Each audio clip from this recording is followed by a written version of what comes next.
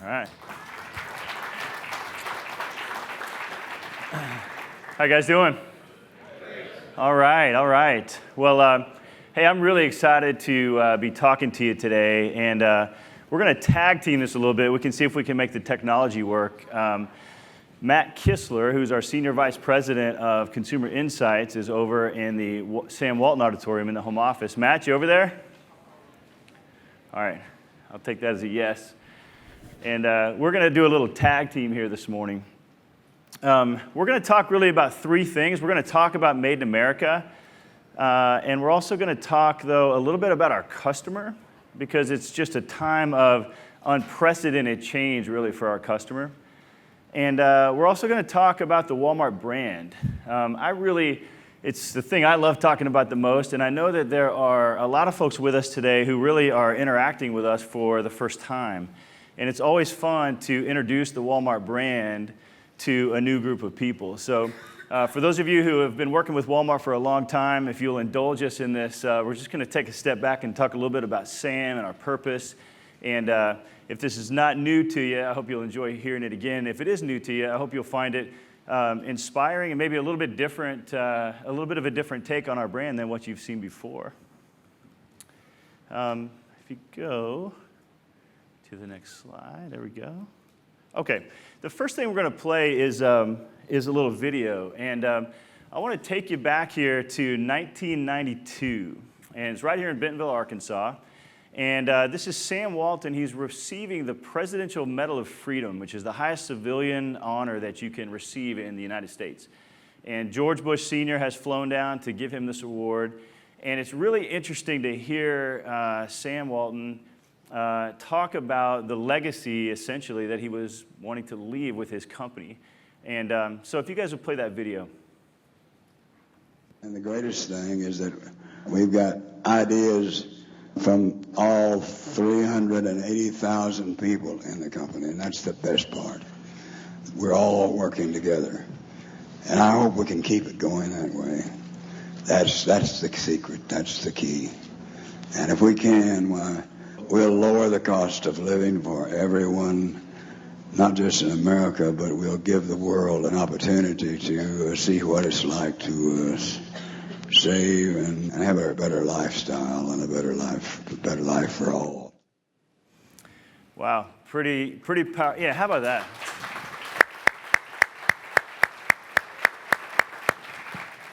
Kind of get chills every time I watch that video. But that gives you a sense for the way that we look at our jobs here. If you just look at the words that Sam said, if we work together, we'll lower the cost of living for everyone. We'll give the world an opportunity to see what it's like to save and have a better life. And, you probably recognize those words as part of our purpose statement. We save people money so they can live better. Our advertising tagline, save money, live better. And, as much as I would love to say those things are all the product of some marketing genius, they actually come from Sam himself. So actually, I guess they do come from a marketing genius. But that gives you a sense for the way that we look at things around here. We take, we feel a great sense of responsibility to not only run a very successful business, but also to use this platform that we have, this stage that we have, as a force for positive change in the world. And the people around us and the communities around us. And so what you guys are here today participating in is actually a very central part of the way we think of the overall Walmart brand. Save money, live better. That's our tagline. A lot of companies, for some reason, several retailers, big retailers, started in the same year that we did in 1962. But we really believe that this notion of having a purpose beyond just making money is the thing that's caused us to be maybe a little bit special and a little bit different and frankly become the largest company in the world. And just a couple of numbers to throw at you just to give you a sense for the scale that we're talking about here. 140 million customers through our doors every week. 83% of America shops at Walmart at least once a year. That's just a staggering number. 83% of the country shops at Walmart in a year. And as you probably know, back in October, we publicly stated that we aim to grow between 45 and 60 billion dollars over the next 3 years, which is just another really big number. And so you guys are all a big part of this and an important part of this today. What I'd like to do now is I'm gonna turn this over to Matt over in the home office for Walmart. And it's such a dynamic and changing time for our customer that Matt and I really wanted to walk you through the world through their lens. And so Matt, would you pick it up from here? Thanks, Tony. Good morning, everyone. Here in the home office, Sam's Club, and across all of Walmart's campuses. It's great to have this opportunity to share with you about the Walmart customer. Tony, thank you for taking us through the brand, but also want to now share some perspective on the customer. I've talked to a number of you this morning about what do you want to know about the Walmart customer, so I hope to share some of that with you. But across Walmart, what my team and what I'm responsible for doing is really amplifying the customer perspective across Walmart. So we use things like big data, we use primary secondary research, and we also use analytics to help provide customer insights across customer, really bring the customer to life within this pretty large company. So I want to share that with you today, but afterwards, if you have any questions, also happy to give you some more. So let me get started here. So certainly the customer is changing. U.S. population, really natural population growth is decelerating.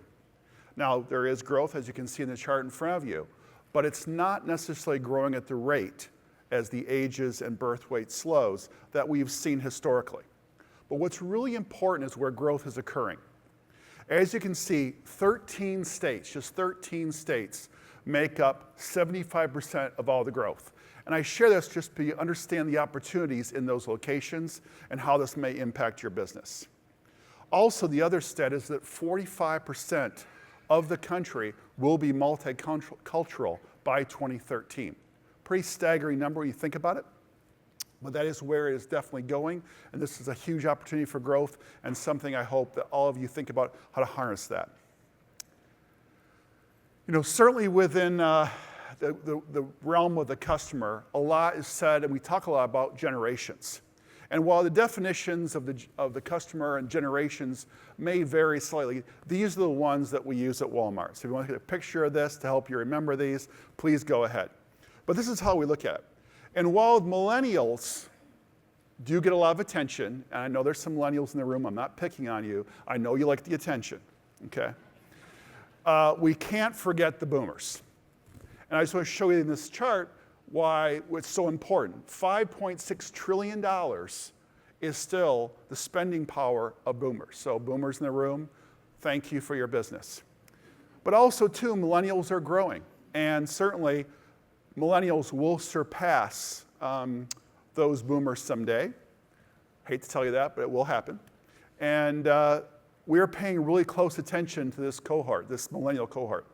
One thing that's kind of a myth buster that I like to tell you is that one thing that's good about this is that of all those age generations or all those age cohorts at Walmart or in the consumer world, millennials actually like us the most. So our customer that likes Walmart the most are those millennials. So pretty exciting. After millennials, Gen Z is coming. And Gen Z millennials will pass you by. They will have more spending power than you do, and they're coming on strong. And in case any of you were wondering who's going to come after Generation Z, we're calling them Generation Alpha. That's who's coming. Next. Of course, most of those alphas are not even born yet, but they're coming on strong, okay? So those are the generations, how we look at it at Walmart. Ethnicity. Another common question I get from our buying team and from other suppliers, how do you look at ethnicity at Walmart? Well, here's how we do. And certainly it's changing and changing rapidly. By 2030, as I already said, 45% of the population will be multicultural. But here's what's really impactful. By 2044, which isn't that far away, I may still be around in 2044. Not maybe working at Walmart, but I hope to be around. that number will surpass kind of the midpoint. There'll be more multicultural people in the United States than there are, that's the majority, okay? So some big changes in state for multiculturalism. Certainly 120 million people in the United States today are multicultural, and 1 in 3 babies today being born are of Latino descent. And I say this because just a huge opportunity, if you're in that baby market, to think about that. How do you package the product? How do you label the product? What instructions should you include? Those are the types of things that, as you go through the details with our buying team, be aware of, because this is where the growth is coming from. And once again, growth, $4.4 trillion by 2020 will be the size of that market. So huge opportunity to capture and go after. Certainly we spend a lot of time also too about talking about households. There's somewhere between 121 and 123 million households in the United States. Now a household can be a single individual, but that's how many there are.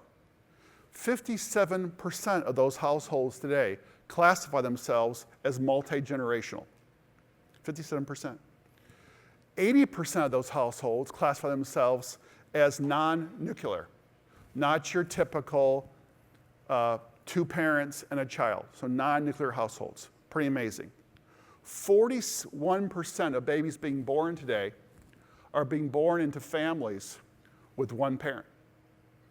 Now, that number jumps to 61% for millennials. Pretty amazing statistic, and certainly growth in that area.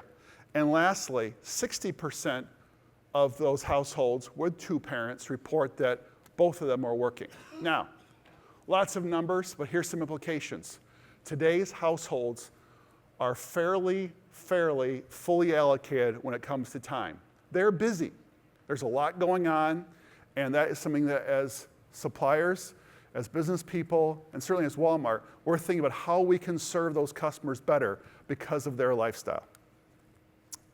So, how are the lives of the customers evolving? Certainly there are macro factors that are impacting the customer and mood of the consumer, all right? We track about 56 on my team. I'm not gonna take you through 56, so breathe a big sigh of relief, okay? But I will mention these 9 that are really impacting the mood of the customer today. So, first of all, green thumb means good, red thumb means bad, and I have kind of one that's kind of in the middle as well, all right? So that's kind of the easy way to read this, but let me take you through. Unemployment, 4.7%. You heard the governor mention Arkansas is a little bit better than that, in the 3s, but certainly for all of America, 4.7%, good number. Month over month down, but year over year also down. So nice trend there. Gas prices, as probably everyone in this room knows, it's a low cost right now to buy gas. $2.40 a gallon is the national average. Now it's slightly up from last month, which typically occurs obviously in the summer, but year over year, still down. Now, inflation. I give this a green, but you could call this varied. CPI is actually up. Labor is actually up slightly. Energy prices obviously are down, but overall, some of the long-term expectations are also still going down, and one reason why is because of housing starts. Housing starts still are a kind of mixed, but this is becoming a bright spot. And one reason why is the tremendous growth of multi-family investment that's occurring in America. So once again, kind of in between. Retail sales, I put as mixed. There are some sectors that are doing really well, but there are some sectors that are not. So overall, it's up 3.6% year over year, but that is an average. Not everybody is feeling that same growth, but certainly some are seeing real high growth. So give that kind of a yellow. Consumer confidence from that school up north, mixed. Upper income people, I give it a green thumbs up, but mid and lower income customers, more of a thumbs down. They're not feeling quite the growth that the upper income consumer has. GDP, 2%, pretty slow, but positive. And then wages, really interesting. We're seeing wage growth start to improve, but still pretty stalled levels. So 2.5%, slightly ahead of GDP, but not by much. So I'm giving that a red. And then under penalty, our legal team said you cannot talk about Brexit. You cannot talk about the presidential election. So I'm not mentioning that, all right? There are probably still some lawyers in the room, so I'm not saying a thing. But I will say this. There is just this overall feeling of uncertainty. They let me say the uncertainty word. With the consumer that I think time will tell, all right? So that's customer mood. We also look at what really influences the consumer. And obviously, there are lots of things occurring with the consumer today, but these are the 4 influencers that are really top of mind. I say health, I could also include safety in there, but health issues are a big part of what's on the consumer's mind. It's really kind of interesting. An interesting stat that I came across was today about 1 in 11 people in the United States have diabetes. By 2050, once again, not too far along, hope to still be around, 1 in 3 will have diabetes. So from 1 in 11 today to 1 in 3. Now, if you're in the health business, if you sell products in that area, huge opportunity for you. Technology is another thing which is on the consumer's mind. It's pretty remarkable. This little device that probably everybody in here is probably walking around with just started in 2007. So as you work with our buying teams with your items, think about the access that allows the consumer to have in their pocket with the items that you're selling to us. It's amazing. But certainly 70% of consumers today have one of those little devices, really near and dear to their hearts, right with them. And I'm happy to say that kind of interesting and maybe a little bit of a myth debunker, 72% of the Walmart customer base has them. So we are overdeveloped in this space. Time, and I'll put time and money together. These two really are going hand in hand. And increasingly, time is becoming very important to the consumer. In fact, people are starting to say things like, we would spend more for things that would save us time. So think about your items, think about your packaging, think about the quality levels, think about how your packaging allows your product to be delivered to our stores, not being damaged when the consumer actually receives them. Those are all things that seen as convenience and really important with time. And lastly, I'll hit money. I'd say money with the consumer today is, while they're feeling, as I showed you earlier, the mood is mixed, but overall pretty positive. Money is being redistributed. And here's why it's interesting. When I say redistributed, it's this. It's pretty amazing if I told you 8% of a family's income that makes $75K a year, 8% goes to food. You'd probably say, okay, 8%, $75K, makes about sense, right? But what's really changed is where else it's going. Today, 6% of that family's $75K household income is going to healthcare, and that has jumped substantially over the last several years. So think about the redistribution of income and where it's going and what's now available. All right. There are 2 slides that I hope you remember, take pictures of, and think about, because these are the 2 things that I want to have you sure you're aware of. And also, too, a bit of a myth debunker is to questions I receive a lot of, not only from people outside of Walmart, but also people inside the company as well. And that is that Walmart really does equal America. So I drove my team a bit crazy with how to create this slide, but I think this really does tell the story. And the story is that the American consumer is the Walmart customer. In fact, it's a perfect mirror image.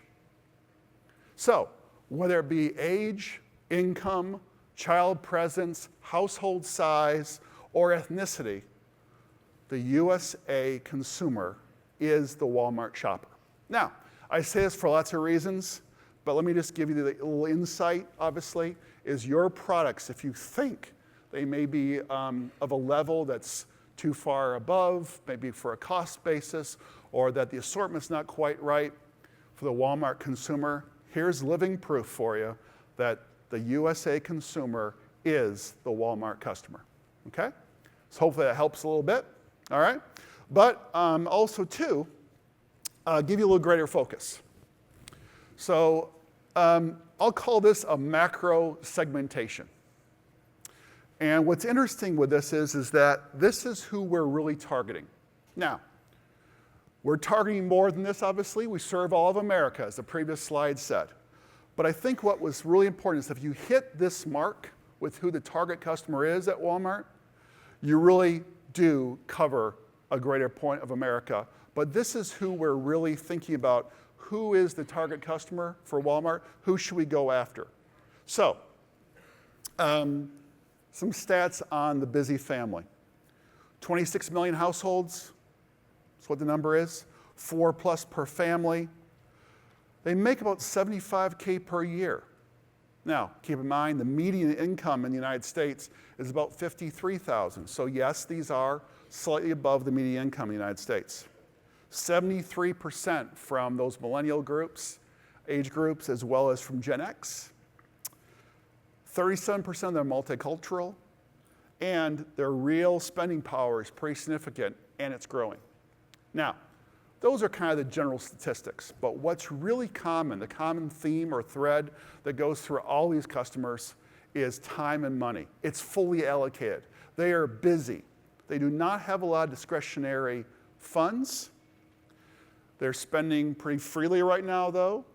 Times are not too bad. But this is the thing I want to get across to you is that their time is really important to them. And that's kind of the common theme of these busy families. Time is becoming important. So that's kind of think of that as the bullseye of who our target customer is that Walmart's trying to serve, all right? But once again, we do serve all of America. There are really 4 drivers of how the consumer picks where to shop, whether it be online, whether it be offline. First of all, they want access. And I think today's open call and obviously our announcements are great to think about. We're putting these items on our .com site, hopefully in our stores, and the access to those goods is tremendous. But that is what the consumer wants. But they really want convenience.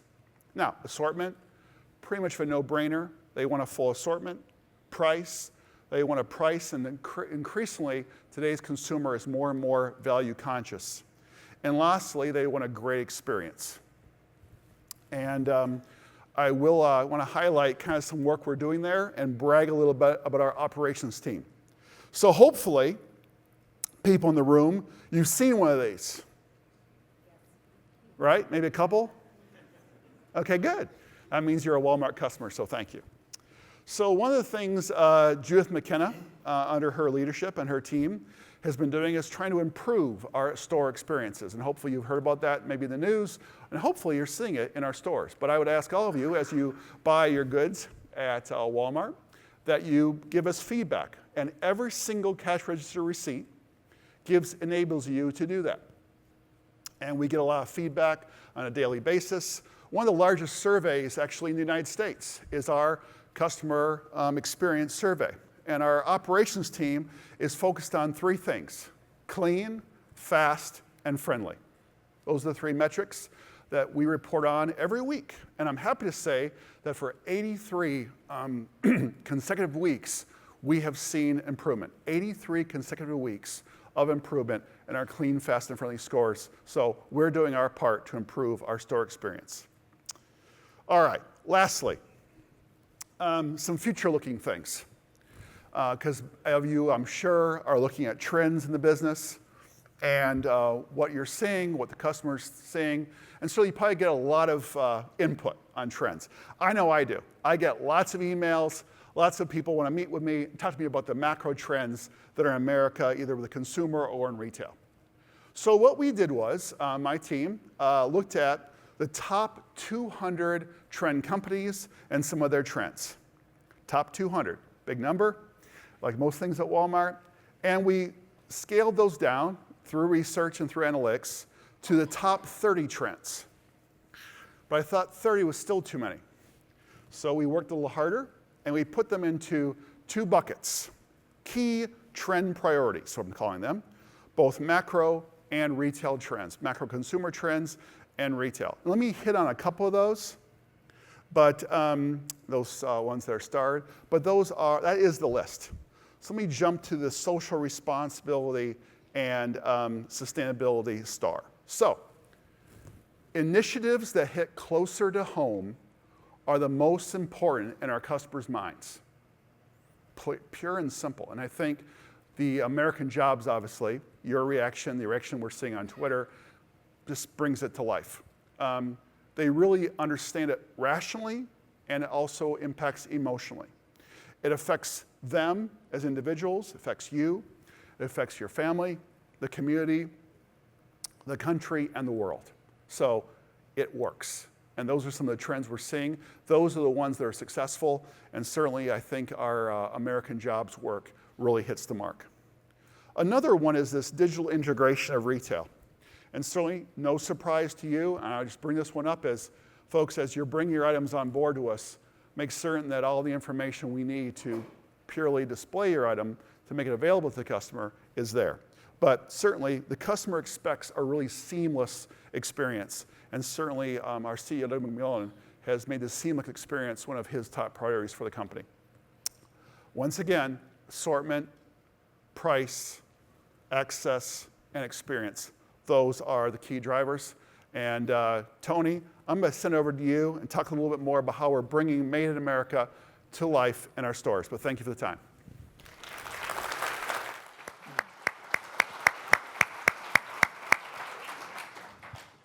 All right, Matt, thank you. That was fantastic. Just a great tour of what's going on in our customers' lives right now, and what an exciting time to be serving those customers and to be in retail. And I was just thinking about, I think the year you said was 2044. And I know, Matt, you and I both have busy families like the ones you were talking about. We might both be still working here in 2044. Just doing the math.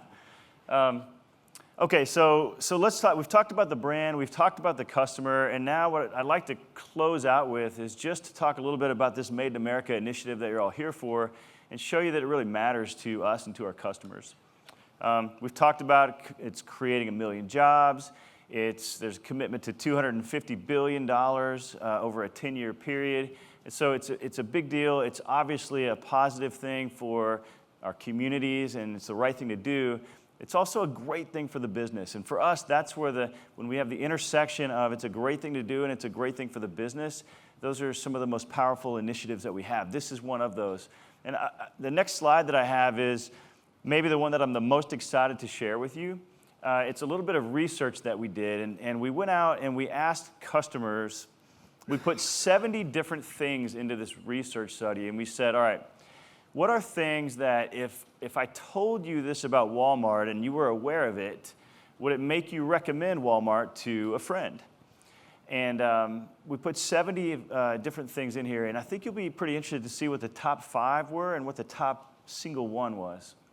All right, so these are the top 5 things. If you knew about it, and Walmart was doing this and you knew about it, it would cause you to recommend Walmart to a friend. By the way, the great thing is we're doing all 5 of these.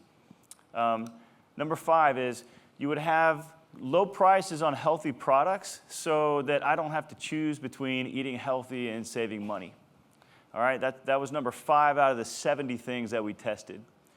Number 4 is creating jobs as a result of buying locally grown produce. All right, that fits into what we're doing here today. Selling products at an everyday low price, we're kind of good at that. You guys are kind of good at doing that with us. Selling higher quality produce as a result of working with local farmers. So we talked about creating jobs from buying locally grown produce, and now there's a quality component to that as well. It's pretty fascinating. And then check out what number 1 is. The number 1 thing that you could do, Walmart, that would make me recommend you to a friend is that you would create jobs as a result of purchasing more American-made products. How about that? That's what we're talking about here today. That's pretty exciting. All right, so, and really 3 of the top 5 are directly related to what we're doing here today. So right thing to do for the business. So we want to support it from a marketing standpoint. We're doing just that. We always talk about when we're driving awareness of things, we start with what we call our own channels. I showed you some of those massive numbers before, 140 million people coming through every week, 83% of the population shops us in a year. And so we've got a lot of traffic, both offline and online, that we can talk to, and we do just that. So as you guys are working on these initiatives at the product level, at the company level, what we want you to know is we're telling a story and building an umbrella at the corporate level so that customers increasingly start to think about us for this and start to understand that this is happening at our place. You'll see it in the stores. You'll see it on our social media.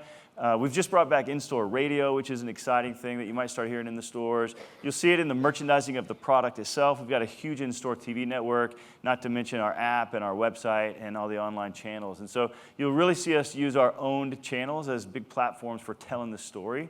And then we'll go out and talk about it outside the company too. And I think Greg showed you one of the spots here this morning that's playing right now and that you'll see playing. And I don't want to get too much into the sausage making here about how this stuff gets done, but I'm really proud of the job that guys like Matt Tolliver and Chad Fox and Kirsten Evans on my team are doing. They're very sophisticated in the way that they take this message and they put it in front of just the right people based on who you are and what I know you care about and your propensity to shop at Walmart.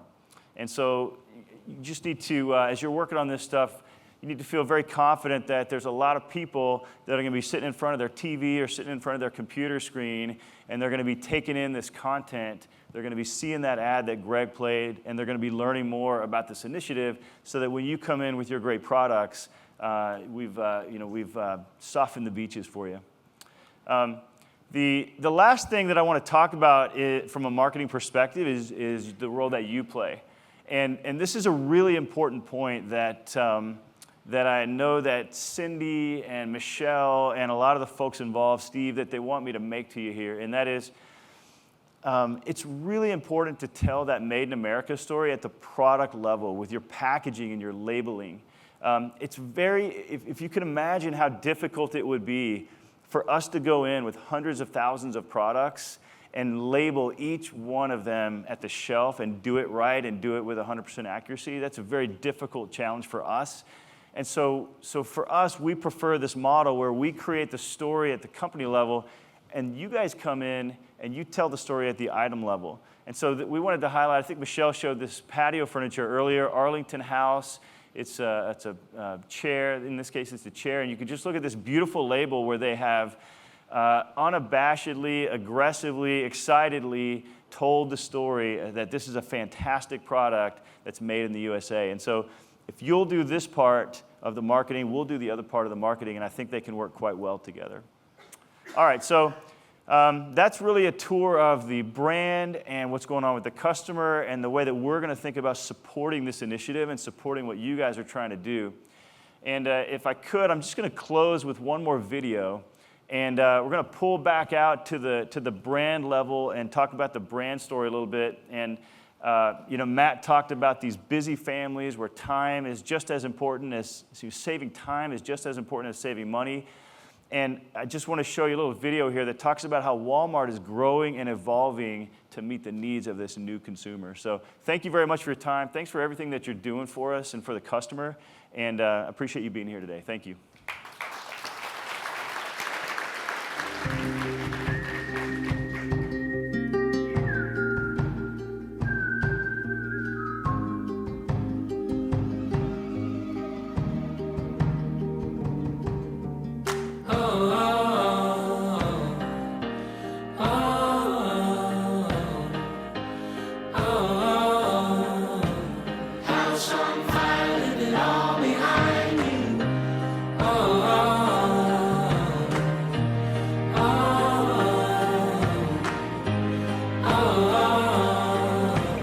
Dark as night.